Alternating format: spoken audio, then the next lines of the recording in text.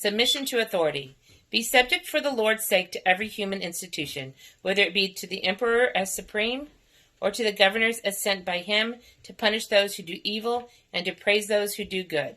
Honor everyone, love the brotherhood, fear God, honor the emperor. Servant, but subject to your master with all respect, not only to the good and gentle, but also to the unjust. For this is the will of God, that by doing good you should be put to silence the ignorance of foolish people. Live as people who are free, not using your freedom as a cover-up for evil, but living as servants of God.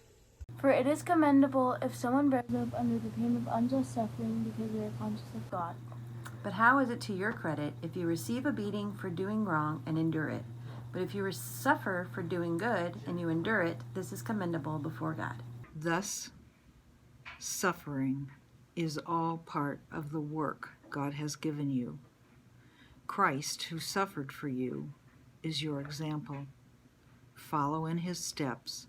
He never sinned, never told a lie. When they hurled their insults at him, he did not retaliate. When he suffered, he made no threats. Instead, he entrusted himself to him who judges justly. Christ himself bore our sins in his body on the tree, that we might die to sin and live to righteousness. By his wounds we have been healed. For you were like sheep going astray, but now you have returned to the shepherd, the overseer of your souls.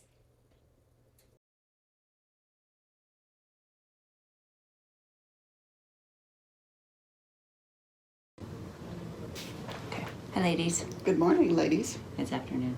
Good afternoon, ladies. Sorry. It's all right. Sharon Thompson called us, emailed us, asked us to talk about submission. She said it was a scary topic for a ladies' class, which I agree with. But the interesting thing that I find is that she asked you and I to talk about breaking the law. There's a lot of other ladies in the church, but I don't know if we should find it humbling. I wouldn't know either. Or if we should be honored that she asked the two of us to talk about breaking the law. So, here we are. We have interesting story to tell you. There are two versions to the story, hers and mine. It's the same story, but two different versions, like I said. So, as you know, the ladies, this class is going through 1 Peter, so the verses that we have are through 13 through 25. We're only going to go through about 13 through 18, but we'll get to that at the end. But what you're going to start with is your version. This is breaking the law. The true version. Okay. The true version is what she's going to tell you, but I'm going to tell my version first. Which was stretched well out, because you ladies know me. Well, I would not spend any time undermining the authority. They haven't even heard my version yet. I know, but I just want to make sure you guys, ladies, know that my version is the true version. But you can believe Tiffany if you want. Then that makes me think that sounds like I'm lying about the version. Oh, no. Okay. Oh, no. Well,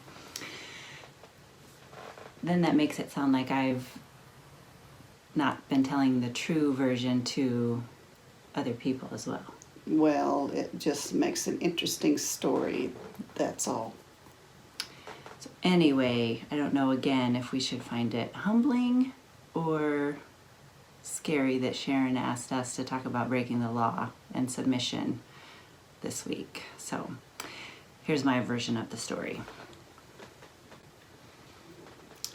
So as my version goes, when she was in high school, her and her best friend, Gloria, were cruising. They lived right outside Wichita in a small town.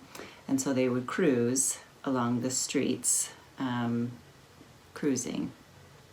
Gloria was driving the car, And she leaves she leaves a lot of details out of the story. So, which then it just leaves you to fill in the details as you want. So that's kind of what we've done over the years. But she doesn't ever correct the details. So then it leads you to believe that your details are true. So as they're cruising, they get stopped by the police, and the police then arrest them, and take them to jail. Now, was it Wichita jail? Was it Olathe jail? Derby jail? It was Wichita. Wichita. Okay. See, Wichita jail. So then, are you officially arrested?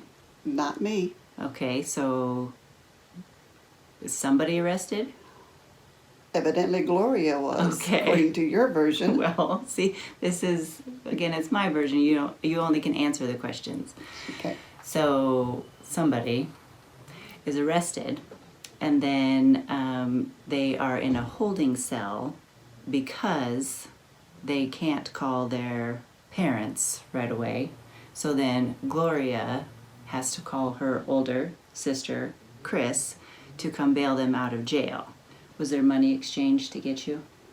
I don't know. I did not go into the jail. Okay. So did you spend the night? No. Did Gloria spend the night? No. Okay. So where was Gloria's car? I was driving it. Then where'd you go? I can't remember. This has been 60 years ago. You'd remember if you spent the night in jail. Well, but I didn't spend the night in jail. You remember what you did with the car, though? I was probably driving it around trying to find Chris. But you found Chris. I found Chris. But you don't remember what you did with the car? No. Okay. See a lot of discrepancies. Very Right. ambiguous story. So then, did you tell Gloria's mom and dad that you were arrested? No. Did you tell your mom and dad you were arrested? Of course not. Okay. Okay. So your mom and dad didn't ever know that you were arrested? No. And Gloria's mom and dad never knew that you were arrested either? She might have said something to them later, which I'm not aware of. Okay. But yet you always led us to believe that you were arrested? No. Then Gloria did. Gloria, her best friend. Okay. Sorry, the dog interrupted us. So back to the story of her being arrested. So, do you have a record? No. Does Gloria? No. So when you were in this holding cell, who was in there with you? I was not in the holding cell. Gloria was in the holding cell, and she said there was some ladies in there. What they were in there for, I don't know. Gloria always told us that there were ladies that were also in there that were arrested that evening, and they were older, so they were in there for some solicitation, is how she presented it to us. We were younger at the time when she told us. Anyway, then the story goes that that was how she spent the night in jail. So she always denies it still to this day. We always were told by Gloria, still denying it, that she spent the night in jail. None of us kids or grandkids have spent the night in jail, or my dad never spent the night in jail. So she's still to this day the only person in our family that has spent the night in jail. I think that it could be something that you could be proud of, but going back to 1 Peter, you should not be proud of that. But if you were arrested, you did submit to the governing authorities at that time. So you were doing the right thing at the time, according to the scriptures. Mm-hmm. Okay. So that's our version, or my version, my sibling's version. So now she gets to tell you her version, but she's going to leave out some details. And my version is the truthful version. My girlfriend Gloria, that's true. We always go to Wichita every weekend because we were so close, and that was where the action was. So we would cruise from one drive-in to the other drive-in, and it was probably a 5-6 mile drive from one place to the other. And as we went from the first place to the second, we were coming back to the second place, And all of a sudden, as we were in the drive-through with all the other cars, the police all came and they were dragging people out of the cars. And they took Gloria because she was a driver of the car. I can't tell you why. I don't remember. They never told you. No, they didn't just said, tell "Get me. out of the car." I'm sure they said something to Gloria, and she got out and went with the police, and they took her to a van where there was other people in the van. But not handcuffed. Not handcuffed. They just took her and put her into the van, and she hollered back, "Sherry, find my sister, Chris, and tell her that they're taking me to jail." Oh, wait. And Repeat the last part. They're taking me to where? my friend Gloria said, "Find my sister Chris," who was also driving, cruising, and she said, "Find my sister and tell her that they're taking me to jail." Jail. Not me, just her, because I was driving her. I had to drive her car to find her sister Chris, and Where'd you drive it to? I don't remember going to the jailhouse or to the sheriff's department or whatever that they took them. I don't know. They might have released her there at the drive-through. I don't know. But that's the story, and that's all there is to it. I did not go to jail. She might have gone to jail. She might not have. I don't remember. But I have told this story just simply like that. But my friend Gloria always tells them that story, that I was the one that went to jail, and I never did. I was the good person. So and Gloria, she was a good person too. We were just being teenagers and having fun on the weekend. caught up in the middle of a sting. We were. We were somehow caught up in the middle of something, but I didn't go to jail. Didn't spend the night in jail. I did not spend the night. I was not handcuffed. I was not led to the van. And we have repeatedly told the kids that I was not involved. She was.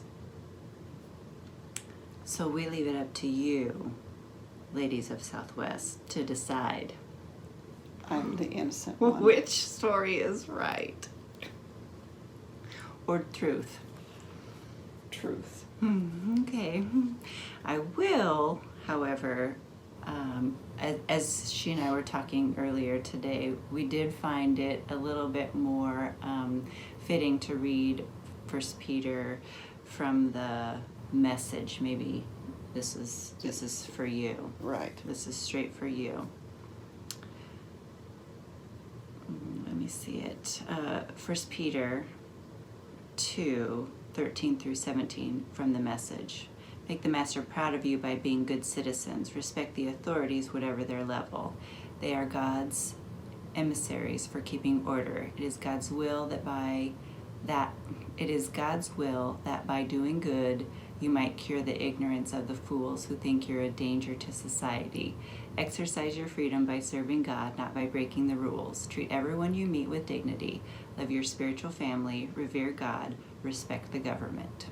What's the lesson you've learned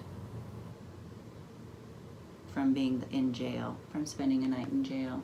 What lesson did you learn? To always submit to the authorities. And don't go cruising with your friend Gloria. Well, we didn't quit, that's for sure. So no lesson was learned. Lovely. I was a teenager. I was not a Christian at that time. So that was our enough said. We hope you've learned something from Sherry. That I'm a good person. Bye, ladies. Bye. We've all been in Sherry's shoes in some form or fashion, whether it's a youthful indiscretion or something we've done as an adult. We find ourselves breaking a law and we want to justify ourselves for what we did.